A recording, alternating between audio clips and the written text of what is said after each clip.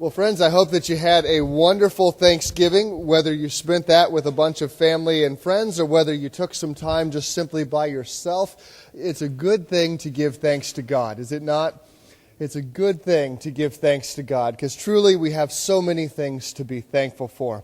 You know, one of the challenges of the holidays, of Thanksgiving and Christmas and all this, is that we have such high expectations for how we want everything to be perfect. And I hope that for you and your family that it met all your expectations. You know, maybe your Thanksgiving, if you guys, I don't know if you take photos in your family, but maybe your Thanksgiving photo looked like these guys here, right? They've got it all together. Is that what your family looks like? Not mine, I'll tell you that much.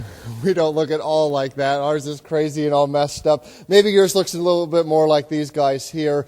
I don't know what your Thanksgiving looks like, but regardless, and maybe as you're doing the cooking and all that kind of stuff, you want it to look like that first picture, but maybe it's more like these guys doing your cooking.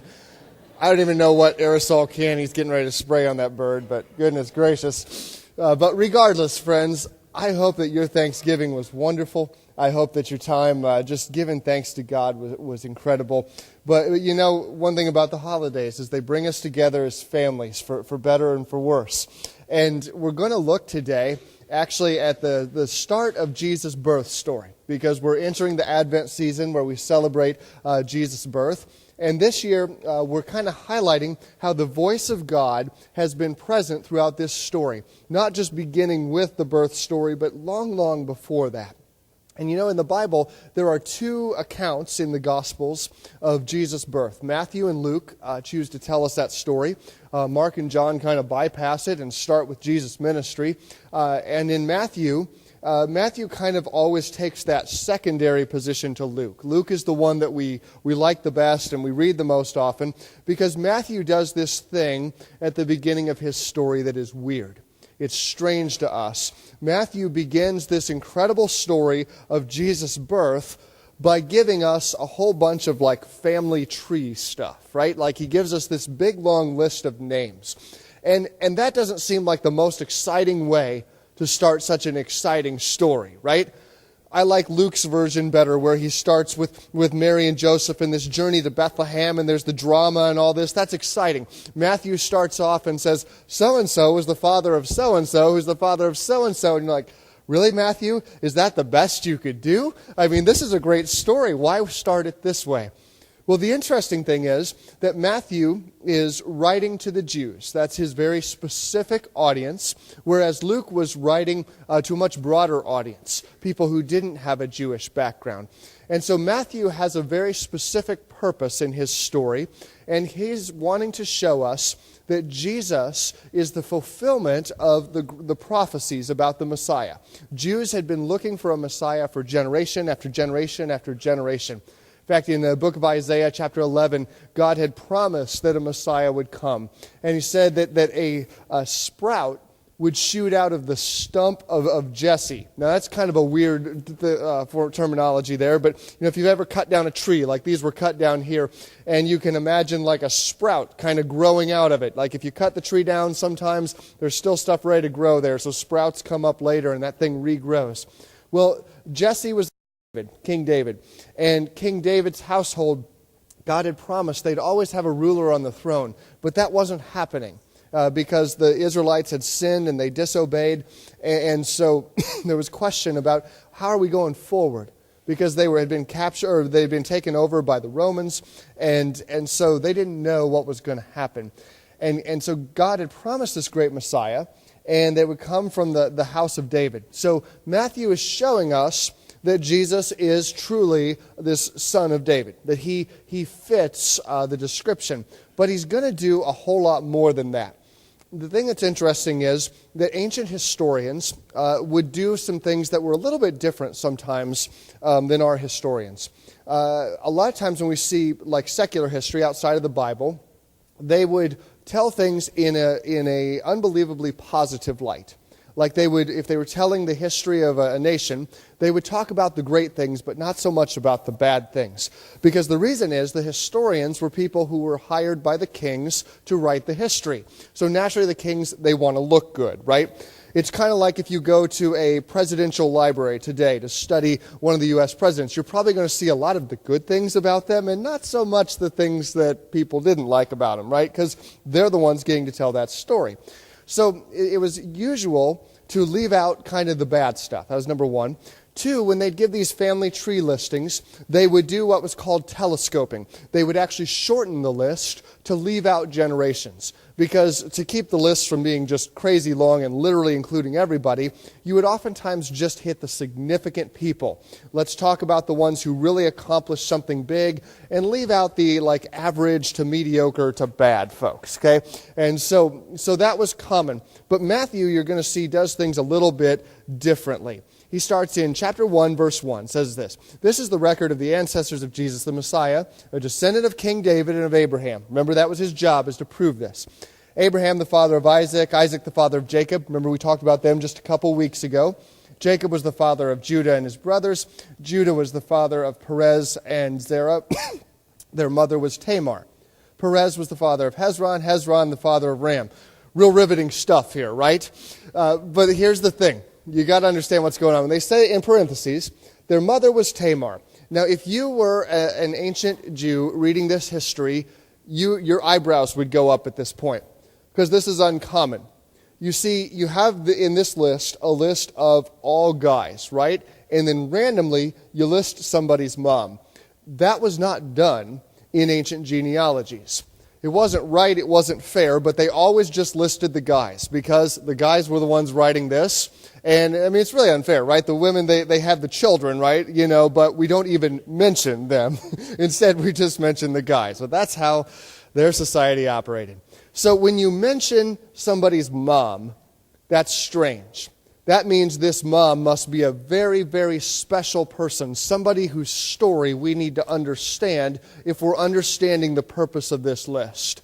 Now, Tamar, you might not recognize that name because she's kind of one of those people who falls into the shadow of Israelite history. But what happened with her is really wild.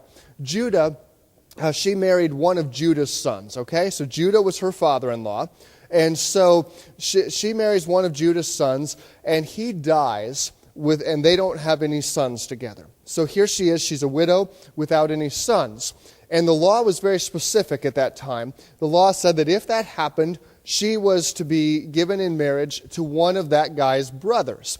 Because the challenge is that a widow didn't have any way to earn income. So if she didn't have any sons, she didn't have anybody to support her long term. So she'd be in a very bad position because her odds of getting married again to somebody else weren't real high, and she couldn't make money for herself.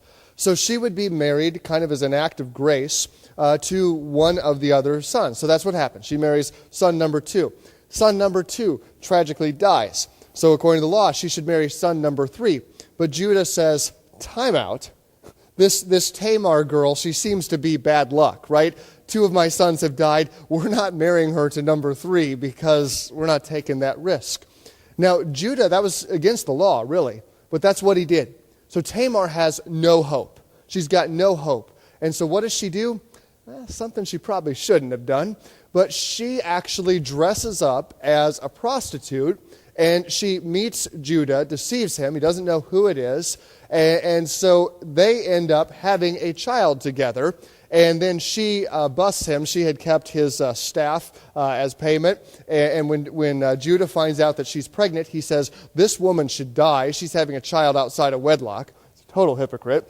And she says, well, that's interesting because the guy who's the dad, this is his staff right here. And everybody says, that's Judah, the guy who wants to have her killed. So he quickly arranges a wedding and marries her, and life is good. He changed his mind on the punishment, right? Kind of nice how that works out. These guys are like the ancient version of Jerry Springer, right? If you're going to highlight somebody in your genealogy as being special, Tamar does not meet the cut. Tamar is one of those people that we'd rather not talk about, okay? They're one of those family secrets that when the little kids say, remember Aunt Tamar? Everybody says, hush, we don't talk about Aunt Tamar, right? But instead, Matthew, what is he doing? Doesn't he know that historians don't talk about this? We only talk about the good stuff, and we sure don't point out the Tamars. So that's a little bit awkward, okay? He continues on in verse 4. Ram was the father of Amminadab, which is funny because I wish I would have known who chose the name Ram. Because among all these other names, Ram is one I really appreciate because it's so much easier to pronounce than all these other ones. But anyways, Amminadab, the father of Nahshon, Nahshon, the father of Salmon, Salmon, the father of Boaz. His mother was Rahab. Boaz, the father of Obed. His mother was Ruth. Obed, the father, the father of Jesse. Interesting. Two more moms, right? So two more raising of the eyebrows, saying, okay, well, we mentioned Tamar. Maybe we're going to try to balance this out by mentioning a great mom, right? So we mention here two women, Rahab and Ruth. Ruth, you might remember, she had a book of the Bible named after her. It was kind of awkward to name her because she was a foreigner, really, which is a strange thing to put in this genealogy that's trying to show the purity of Christ.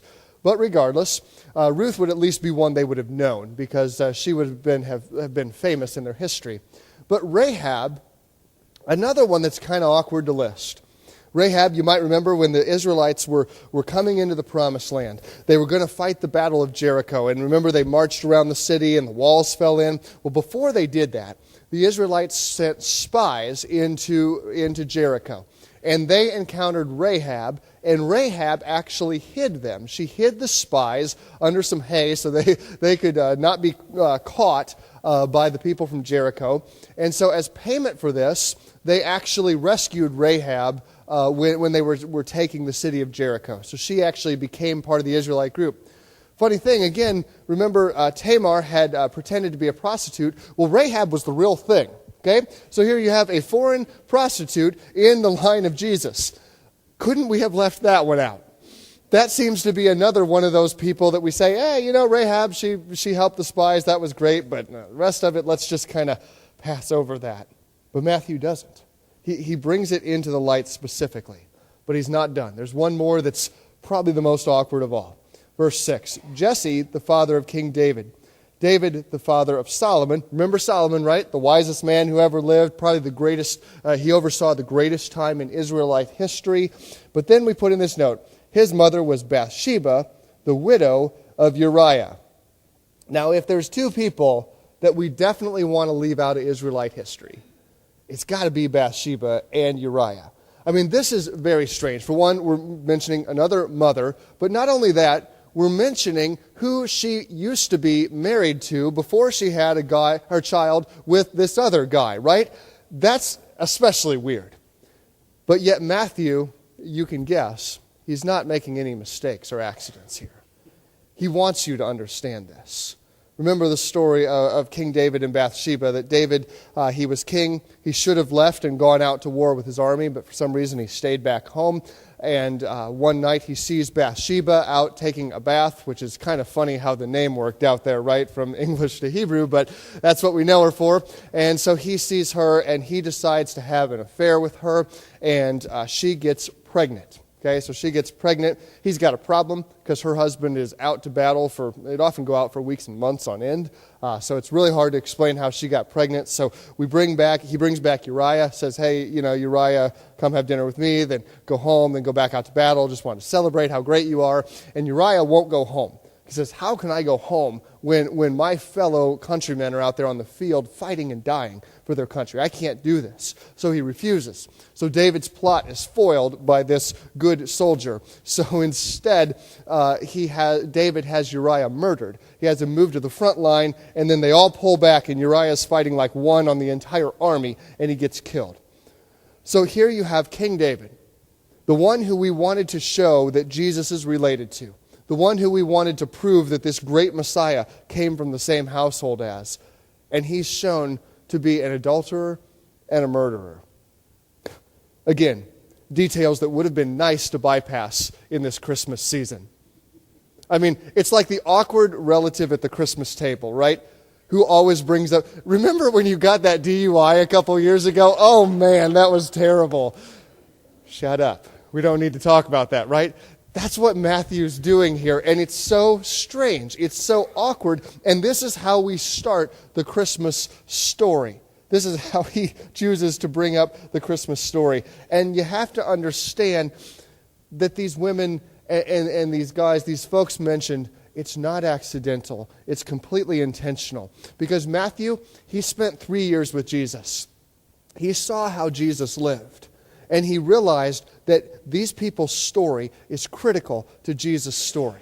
He saw the miracles, like the times where Jesus healed the lepers, the people that everybody else hated. Jesus, he reached out to them and he healed them. They saw the times where he was compassionate to the prostitutes, the tax collectors, the other sinners who the religious folks looked down on. He saw that compassion. He saw the time where he even healed a Roman centurion's daughter. The Romans are the enemies, and Jesus is healing their kids. Come on. This doesn't seem to make sense. And he saw this great compassion that Jesus had for everybody. For everybody. And Matthew especially wants to call out these awkward people in Jesus' family history, because he wants you to understand the fact that these people, they're not auxiliaries to the story. They're not accidental add-ins to the story. No, these people are the whole point of the story. The whole point of why Jesus comes is not for the religious elite. No, it's for the Rahab. It's for the Ruth. It's for the Tamar. It's for the Bathsheba. These are the people who Jesus came to save. These are the central folks in the Christmas story. And as we start this season, and maybe you're getting your tree out, you're getting your decorations out, all this kind of stuff, and we try to make it so perfect and beautiful, and that's fine. And we've got our candles and our carols and our cookies and all these great celebrations, and that's all good. But remember, in the midst of all that beauty and that perfection that we strive for, that there's a whole lot of hurt in the story. There's a whole lot of messed up stuff. There's a whole lot of messed up people. There's people like me and you in the story. And Jesus is okay with that. In fact, that's the whole reason. That's the whole point of the story. You know, we talk and we say that Jesus is the reason for the season. And of course, this is true. It's his birth. This is why we celebrate Christmas. But if we look deeper, we could really say that the people in that story, they're the reason for the season. The awkward people in the story are the reason. Or perhaps people like me, people like you, who also have not so perfect lives. You are the reason for the season. I am the reason for the season. If it weren't for folks like us, Jesus had no reason to come. If the world was a perfect place, Jesus had no reason to come. But instead, Jesus comes in the midst of this, right into this family of a painful history of all these problems and mistakes and screw-ups. Jesus is born. And Matthew wants you to understand that, and there's this double reason he wants you to get that. Not only because he wants you to understand that it was your story, but it is also Matthew's story. Fast forward just a few chapters to Matthew 9, where Matthew gets called by Jesus. Okay, so Matthew's not a disciple when this story begins, but he's going to be a disciple when it ends. As Jesus was going down the road, he saw Matthew sitting in his tax collection booth. "Come, be my disciple," Jesus said to him. So Matthew got up and followed him. That night, Matthew invited Jesus and his disciples to be his dinner guests, along with his fellow tax collectors and many other notorious sinners. The Pharisees were indignant. "Why does your teacher eat with such scum?" they asked his disciples. When he heard this, Jesus replied, "Healthy people don't need a doctor. Sick people do." Then he added, "Now go and learn the meaning of this scripture. I want you to be merciful. I don't want your sacrifices. For I have come to call sinners, not those who think they are good enough." Did you catch the little zing there at the Pharisees? I've come to call the sinners, not those who think they're good enough. Not those in here who think they've got it together, those who want to act like life is perfect and always good and all that stuff. I've come for those folks who know they don't have it all together. And that's Matthew. That's Matthew's story. Remember, we talked about him a few weeks ago, how tax collectors were, well, scum in the view of their countrymen. These were Jewish people who had sold themselves out to collect taxes for the Romans. The Romans were the oppressing, occupying force. So they took money from their people and sent it to the Romans so that the Romans could oppress them even more. And worse than that, they made themselves wealthy by ripping off their people, by charging excessive taxes. So if there's anybody you didn't like, it's a tax collector. And Matthew is a tax collector. So when Jesus is going and he's choosing his followers, he chooses tax collectors. And again, the eyebrows go up. Because when a teacher would go and choose his disciples, what he was doing was educating the next generation of people who would teach in his line of thought. They didn't have colleges, they didn't have like seminaries or pastor school or whatever. If you wanted to be a religious teacher, you would be a disciple of another great religious teacher. Learn from him and someday emulate his teachings. So when Jesus chooses his people, he's saying, hey, here's the kind of folks that I want to represent me and carry on this story someday. And he chooses a tax collector? Didn't he see those Pharisees, those nice, smart, religiously decorated guys? They would have been a lot better choice, wouldn't they? But no. Because why? Jesus has come for this kind of people. I've come to call sinners, not those who think they're good enough. And we see that throughout the whole story. That people like you and me, we're the reason for the season because we mess up. And we need Jesus. Need him. You need him. I need him. Healthy people don't need a doctor. Sick people do. That's the truth. He's calling out to you and me today. Right where we're at, in fact. And if you're looking at your life and saying, man, it's messed up, and I don't know how I connect with this Christmas story. I don't know how I connect with this Jesus stuff because I don't have it all together. Well, he wants to meet you right there in the midst of your dysfunction, in the midst of that temper that gets you into trouble, in the midst of the family mess, in the midst of your drinking problem, in the midst of the financial mess that you're buried under, in the midst of the family that doesn't get along, the marriage that's crumbling, the pornography addiction, the taxes that you're cheating on, the whatever mess it is you've got yourself into. He meets you right there. He meets you right there. Because it's the sick people that need the doctor, not the healthy ones. I like that illustration that he uses. Because if you think about it, let's say that you went to the doctor. You were having some breathing problems. You went to the doctor and they did a chest x-ray and they found that you had lung cancer, that what was causing your problems. And the doctor comes in and she sits down and she gives you the bad news and you say, this is terrible. I never expected to hear those words. What do we do, Doc? What do we need to do? The doctor says, well, I want you to go and I want you to breathe really clean air because that's important. That's good. I want you to do things that are really make life more enjoyable. Eat good foods and really enjoy yourself. Watch lots of TV. Just have a whole lot of fun and enjoy life. And that might help. And you say, really? I've never heard of a progressive cancer treatment like this. And she says, oh no. That won't treat cancer at all. I mean, cancer treatment's much worse than that. You have to do chemo and radiation, but that stuff is no fun. I mean, it's a real bummer, Who wants to do that? So I'm going to just prescribe for you the fun stuff, and why don't you just go do some of that? Let's see how it works out. What would you do? Get a new doctor? Yes. I don't care if it's not fun. I want to get better. I want to get better. And Jesus, the great physician, he meets you where you're at in the midst of that mess, but he doesn't just leave you there. Okay? He doesn't just meet you there. He leaves you there because following Jesus, it's all about growing. It's all about this progression of God's grace in our lives that draws us closer and closer to himself. So while he meets you in the midst of these problems, let me tell you something. He'll challenge you to grow through them. He'll challenge you to take the next steps. He won't just say, well, why don't you just sit there in that mess and continue to be messed up, but say, well, I messed up, but I love Jesus. That's not the end game here. The end game is to be more and more like Jesus Christ. God's will for us is that we'd be made more into the likeness of Jesus. And he helps us along the way.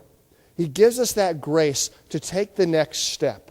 And you may not know the full way out of the problems you're dealing with, but what is that next step that Jesus is calling you to? Maybe it's some form of accountability, getting yourself into a community group or a close relationship with somebody where you can say, look, I need to confess this to you in confidence, and I need your help to help me find the next step. Maybe it's getting into a recovery group. Maybe it's taking Financial Peace University. We're offering that here next year. You can sign up for that very soon. Maybe it's going and apologizing to somebody. Maybe, I don't know what it is for you, but I'm betting that the Holy Spirit may even in these moments be laying that on your heart. And if you're not sure, why don't you pray about it? If you need somebody to talk to, come talk to me. I'd love to talk with you about it. I sure don't have all the answers, but we know the one who does, right? And you know, Jesus, he doesn't want to just leave us there. Like any good doctor, he wants to help us through. And sometimes the treatments are harder than others. But the truth is they're worth it. Because being made whole is worth it. Being healed is worth it. Look at Matthew's life. Matthew didn't remain a tax collector anymore. He stopped. He stopped cheating people, and instead he went forth and he lived different. Not only that, he invited his friends to come and to know Jesus. And one day, Zacchaeus, another tax collector, would come to know Jesus. And he'd pay back all the money that he stole. Why? Because Jesus is this great physician who wants to help us be better, who wants to help us be made more and more in God's likeness. And it's not just us trying harder. Yeah, it takes effort. But really, it's God's grace working in us, changing our lives, changing our hearts, making us more and more like Jesus. So as we begin this Christmas season and we look at this list of names and we see people like us and maybe even worse in the list, friend, I hope that you have this inspiration inside of you to say, Jesus, I need you. I need your healing touch. Maybe you've never made that decision before. What better time of year than right now as we celebrate the birth of Christ to say, Jesus, would you be born into my life this season? Would you come into my heart? Meet me where I am, as messed up as I am, just like these other people in the Bible. I'm messed up and I need you, Jesus. And maybe, you know, if you haven't prayed that prayer yet, in a minute I'll pray and you can pray right along with me, right where you're at. Maybe you're here and you've made that decision, but you're saying, yeah, there's still some work that God has to do on my life. There's still some areas that I need to give to him because I try to give them, but then I keep taking them back. Let this be another time to say, Jesus, I give this to you. I need you to take it. I need you to heal me. I need you to walk with me through these next steps. I need you. Would you pray with me? Jesus, thank you that you came for people just like us. Thank you that in this world where there may seem like there's no hope, that there truly is hope in you. Lord, I just pray for anyone here who's here today who perhaps has not made that decision to take that step across the line of faith and ask you into their lives. May this be the day, Lord Jesus, where they say, Jesus, we need you. We've sinned, we've messed up. We need your forgiveness in our lives, and we need you to come into our lives to heal us, to make us whole, to wash us clean, that we may look more like you. Jesus, we need the power of your grace in our lives, drawing us closer to you each and every day. Lord, it's tough to live this life.